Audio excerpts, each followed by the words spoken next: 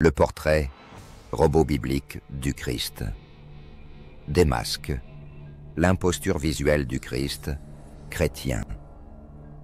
Romains 15, verset 4, dispose que tout ce qui a été écrit d'avance l'a été pour notre instruction. Une image contre l'écriture.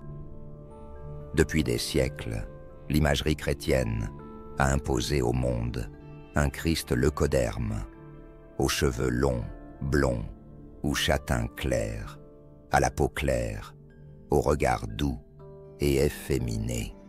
Cette figure visuelle, pourtant omniprésente dans les églises, les films, les fresques, les crucifix, n'a aucun fondement biblique. Et pour cause, il n'y a aucun auteur leucoderme parmi les Écritures, ni Moïse, ni Ésaïe, ni Jérémie, ni Jean, ni Paul, ni Yeshua. Un portrait biblique précis, mais censuré. Contrairement à ce que beaucoup prétendent, la Bible donne bel et bien un portrait visuel de Yeshua après sa glorification. Il est écrit: au milieu des 7 chandeliers, quelqu'un qui ressemblait à un fils d'homme. Sa tête et ses cheveux étaient blancs comme de la laine blanche, comme de la neige. Ses yeux étaient comme une flamme de feu. Apocalypse, chapitre 1, versets 13 et 14.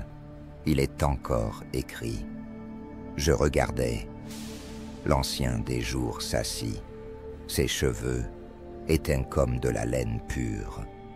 Daniel chapitre 7, verset 9. Il est aussi écrit: ses yeux étaient comme une flamme de feu, son vêtement était teint de sang.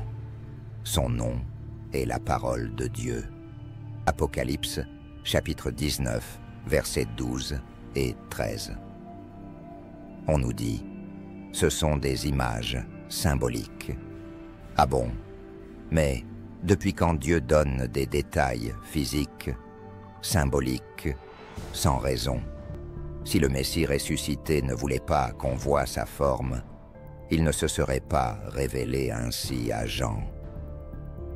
Il a montré sa tête, ses yeux, sa chevelure, ses vêtements, son regard.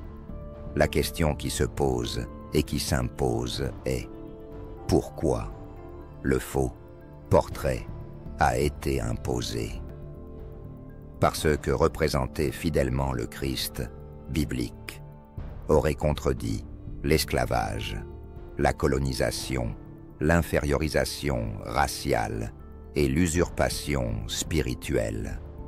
Un Christ noir, biblique, davidique, issu de la lignée de Juda, aurait sapé l'imposture chrétienne dès sa fondation impériale, à la fin du 1er siècle, sur les cendres de l'Église primitive et dans le sang des apôtres.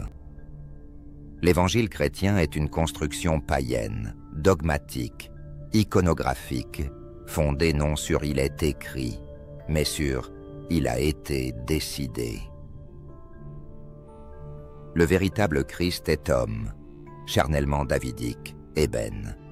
Il est écrit: moi, Jésus, j'ai envoyé mon ange pour vous attester ces choses dans les églises.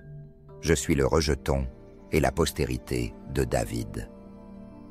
Apocalypse, chapitre 22, verset 16. 1 Timothée 3,16 dit: et, sans contredit, le mystère de la piété est grand. Celui qui a été manifesté en chair, justifié par l'Esprit, vu des anges, prêché aux gentils, cru dans le monde, élevé dans la gloire. Et Ésaïe, chapitre 53, versets 2 et 3, révèle ceci: il s'est élevé devant lui comme une faible plante, comme un rejeton qui sort d'une terre desséchée. Il n'avait ni beauté, ni éclat pour attirer nos regards, et son aspect n'avait rien pour nous plaire.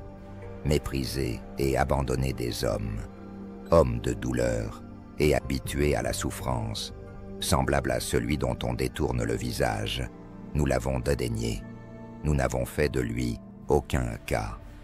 Dans Actes chapitre 17, au verset 26, il est clairement écrit: Il a fait que tous les hommes, sortis d'un seul sang, habitassent sur toute la surface de la terre, ayant déterminé la durée des temps et les bornes de leur demeure. Le Christ véritable ressemble à un homme, parce qu'il est un homme, comme l'attestent les pharisiens, les disciples, Jean, Paul, Pierre, et même Satan lors de la tentation, dans Luc chapitre 4, du verset 1 au verset 13. Satan le tente avec des tentations dirigées contre son humanité, contre le Fils de l'homme. Dieu pris en piège par l'iconographie. Non, il est écrit. Il est l'image visible du Dieu invisible. Colossiens chapitre 1, verset 5. Au sujet du Yeshua des apôtres, Hébreux 1.3 ajoute: Et qui, étant le reflet de sa gloire et l'empreinte de sa personne, et soutenant toutes choses par sa parole puissante, a fait la purification des péchés, et s'est assise à la droite de la majesté divine, dans les lieux très hauts. Il est bon de rappeler le dessein de Dieu, tel qu'il est consigné dans Genèse 1, 26. Faisons l'homme à notre image, selon notre ressemblance. Depuis que Dieu a habité pleinement un homme, le Fils de l'homme, le Fils de David, le Fils de Joseph, il a laissé une empreinte humaine lisible, celle d'un homme réel et visible, et non celle d'un humanoïde blond flottant dans les airs. Crois-tu aux Écritures? Il est écrit: Examinez les Écritures, car c'est elles qui rendent témoignage de moi. Jean chapitre 5, verset 39. Le vrai Yeshua, celui des prophètes et des apôtres, n'est pas une icône, n'est pas blanc, n'est pas né d'une vierge sans père biologique, n'est pas un être éthéré adopté, n'est pas le Christ chrétien. Il est le Christ des prophètes et des apôtres, homme noir charnellement davidique, rempli de Dieu, vainqueur par l'obéissance, exalté pour son sacrifice. En conclusion, le portrait robot de Yeshua est fourni par la Bible. Cependant, il a été rejeté par le christianisme qui lui préfère les portraits de Léonard de Vinci et Michel-Ange, parce qu'il expose le mensonge racialisé du christianisme impérial. Il est temps d'ouvrir les yeux, de dire non à l'aliénation spirituelle, de refuser les mensonges d'images et de dogmes, et de revenir à ce qu'il est écrit. Vous connaîtrez la vérité, et la vérité vous affranchira. Jean 8, 32.